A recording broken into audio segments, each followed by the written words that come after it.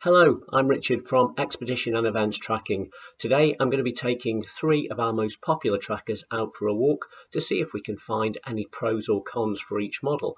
I'm going to be taking this, which is our latest LTE GSM model, this one, which is a Spot Generation 4, and finally I'm going to be taking this one, which is a Garmin inReach Explorer Plus. So let's have a look at the route that we've got planned for today. This is the route that we've got planned today. It's a 4-mile walk in Shropshire, which I've titled the Wrekin View. It starts off by a main road and heads over some fields, a couple of roads, and then heads into a very short section of light wood, across a few more fields, and gets to our first checkpoint, which I've referred to as Steeraway Farm. We then head into medium density woods for around about 1 kilometre, just over, until we exit the forest at this point here. We head over a large open area section through to our checkpoint 3, which is at New Works Farm.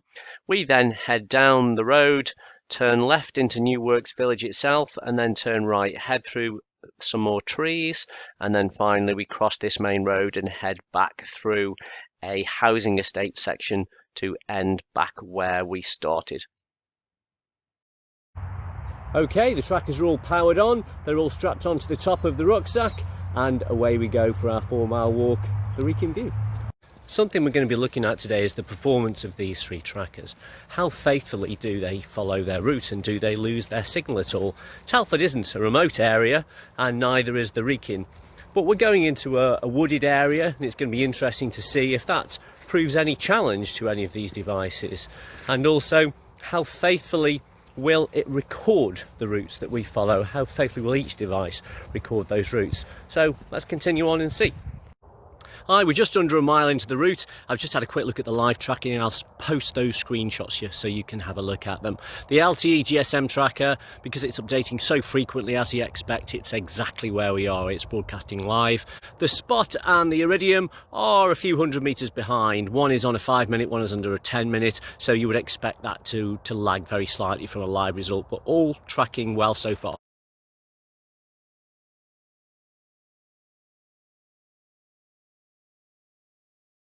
So here we are at Steeraway Farm. Now, I've just had a quick look at the live tracking, and the GSM LTE is live at our position at the moment. The Iridium tracker is also very close to where we are. The Spot device has fallen behind a little, but I expect that to update fairly shortly. So now we're going to leave this quite a clear area, and we're going to head a little further beyond the end of this track and into the more wooded area and see how they all perform.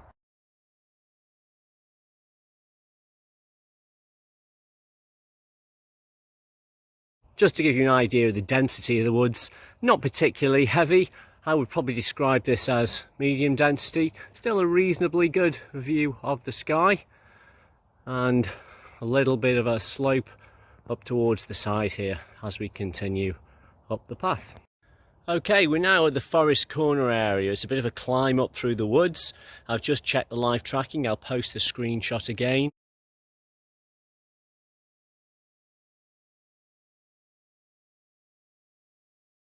What you should see is the LTE GSM is again exactly where we are. The Iridium tracker is a few hundred meters down the track, but that's correct because it's on a 10-minute schedule, and the Spot tracker seems to have fallen behind. Its last point was down by Steeraway Farm, so about 15 minutes behind at this point. I'm pretty sure as soon as we clear these woods that'll pick back up again, so let's find out. We've just exited the forest and we're going to head up this track. Nice clear area now, up and towards New Works Farm, which is just up there in the distance. I think you can just about see that. So all the way across here I would expect all 3 of these trackers to perform very well, but let's check once we get to the top there. So here we are at New Works Farm. We've just come along that track and we exited through those woods. I was hoping to have a payoff here with a Wrekin view. Unfortunately, the Wrekin is hiding behind the low cloud behind the trees. So I've just had a look at the live tracking, and the LTE GSM is exactly where we are right now at New Works Farm. The spot tracker is just a few hundred meters back, so not far away. The Garmin Iridium tracker is still on the edge of the forest at the moment. It has been ticking away pretty much every 10 minutes, so let's see if that update comes through. But by 18 minutes past the hour, and the update was due at about 15 minutes past, it hadn't appeared yet, so there may be a small delay in the transmission of that traffic.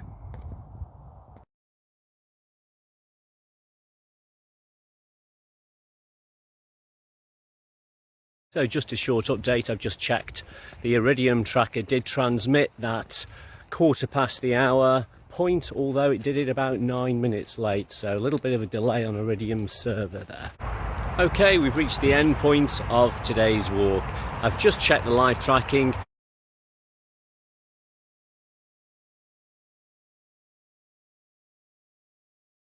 The GSM LTE is exactly at the finish.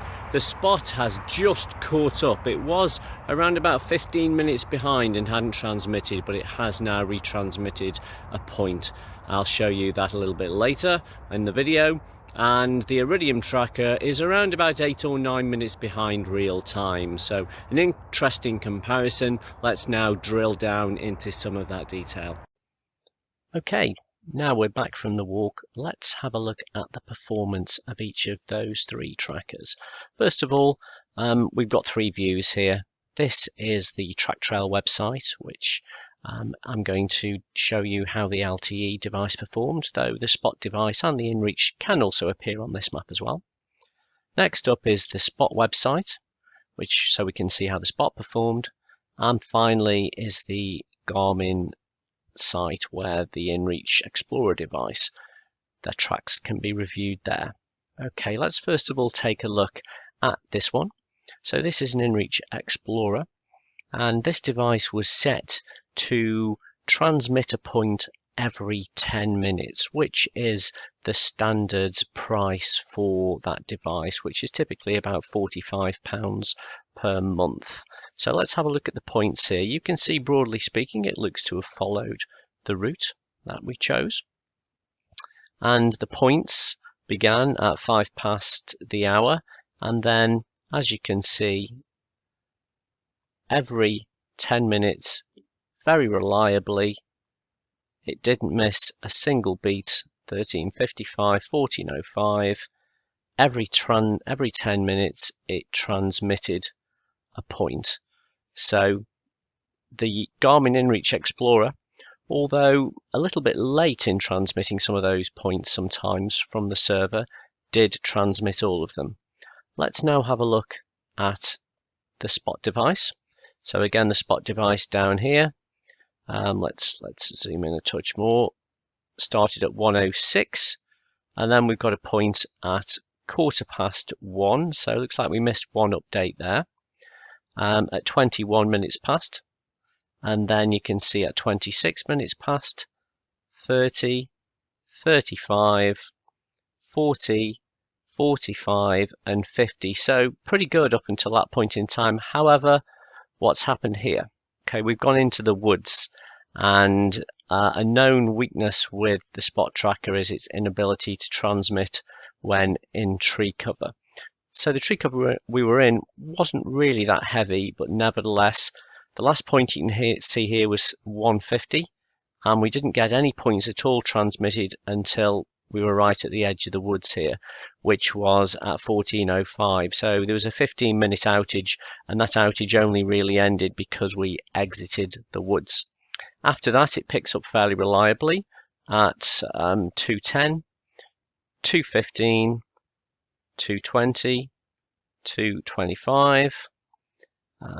We've missed a point here. This was the actual route. I'll show you that again in a minute. So when we were in this tree area, the route actually went down there and through there. So we were likely here when it should have transmitted another point and didn't.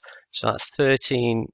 So it's 2:25, then 2:35. So there should have been a 2:30 transmission there, which was missed. Finally, 2:40 and 2:45, the walk end. Okay, let's next move on to the LTE. Remember, this is our planned route here, so you can see in a bit more detail. Also, to illustrate there, that is the actual planned route we intended to go on. and you can see there where the let me zoom out to the same scale, where there we go. So that's where it missed out the corner there. So if I flip between that one, that corner was where we should have gone, but actually it just recorded straight across there because it missed all of this route. So anyway, let's go on to the LTE performance. If I now bring up the LTE's recorded track, which appears in black, remember the red is the pre-planned route, the black is where it actually traced us. You can see the LTE device was updating much more frequently. It was updating, in this case, every 15 seconds. Now, generally, you wouldn't set it to update that quickly. You'd set it to update once every 2 minutes. But either way, what it does illustrate is just how accurately the LTE portrays the route, and it hasn't missed any update at all. Now, if you want to see the time of that, let me just move this down. From here, this is the start, 13:05, and you should see this white dot start to move along the route. So 13:06, 13:09, 13:10, 13:16, 13:20. So you're picking multiple points up every minute is what you should be able to see from there. Okay, so it reliably transmits right the way through the woods, and you can see here I've just very rough hand drawn the pre-planned route. Let me flip it over to the Ordnance Survey leisure map just to show you the difference there. So the leisure map seems to think the path goes that way. Actually, this is the actual route of the footpath there. I'll continue using the OS leisure map. So then you can see we've gone around here, which is the actual route the footpath takes now. It goes up to Steeraway Farm, and then it's continued to pick up reliably right the way through the woods. Let me just bring that recorded traces here. You can see right the way through the time in the woods, it's transmitting every single point right till it gets to the corner, and again continues to transmit every single point up to New Works Farm. And then we took a left in New Works Farm and went through the woods, and both of the other two devices entirely missed out this chunk because of the frequency that they were updating, and just drew a straight line across here, whereas the GSM LTE continued to perform and transmit every single update every single 15 seconds until we reach the end. So again, just as a reminder, let me zoom out. So here was the path that was recorded by the Iridium device once every 10 minutes, so it's very reliable, but not a lot of granular detail. Step up again to the spot tracker, so a little bit more detail here because it was transmitting every 5 minutes. Unfortunately, we've got outages, so the tree cover didn't work here, and under tree cover didn't work here either. And finally, let's step right back out to let me just put it on the map box outdoor maps. It's a little bit cleaner. So remember the black line is the LTE's path. You can see this has very faithfully followed the route and picked every single step up all the way around. So what conclusion can we draw from that? So this is just an individual test case. This isn't multiple devices or gone over the route multiple times. But on this particular use case, the things we conclude from it is this was an area that's got good GSM cover. So we're playing into the strengths of the GSM device. So if your area where you're expeditioning in has any kind of GSM cover, and that means even just a whisper of 2G, then the 2G or LTE device is going to outperform every other tracker on the market, regardless of how expensive they are, as long as you are using a multi-network SIM card, which will roam across all of the networks. So this has performed extremely well. In a similar manner, the Iridium device has performed as expected. Now, we wouldn't generally use this device perhaps in the UK because it's quite expensive, but every 10 minutes it has reliably sent an update, even when it was in this light woods. Now, if we were to go into some heavier woods, the Iridium device may also begin to fall over. But In this light area, it didn't, and it still performed successfully. And that's because the Iridium constellation of satellites that the Garmin devices use have many more satellites to transmit. So there's more chance of there being enough satellites in the sky for it to be able to transmit its position. Hence the reason that it was still able to send while it was under the trees and in those other areas. Finally, possibly the most disappointing performance in this particular use case is the spot. So whilst it's worked very well under here, the clear weakness, as you can see, is the tree cover. The minute we've stepped under the trees, the device has stopped working. It hasn't been able to capture its location while in the trees and even retransmit it later. Quite simply, if it's under the trees and it can't determine its location, it does not store that information on the device and retransmit it later. It simply forgets it. So we have an outage completely the way across here. So this, as I say, is played into the strength of the GSM, this area. When we take these devices out into a more remote location, let's see how they perform. So I've got an Arctic training expedition coming up in January into 2022, where I'm going to be taking these devices and testing them up in the winter training exercise in the Cairngorms of Scotland, where it's far more remote, and we're going to see how each of these three devices perform there as well. I think the take-home message we should say from here is, for the vast majority of DOV expeditions, which might be somewhere in the Lake District, Peak District, Dartmoor, Exmoor, similar places like that, where there is generally quite good 2G cover, may not necessarily be 100%, then the GSM tracker is probably going to perform the best. And even if it isn't able to transmit the tracks live, the device will store the points up and retransmit them later on. Whereas if you take a spot device on the same route, it won't. It simply forgets about them. So that's an interesting exercise today. I hope that's illustrated some of the differences and strengths and weaknesses between those devices. And I'll look forward to continuing the series when we take these devices out into a far more remote location.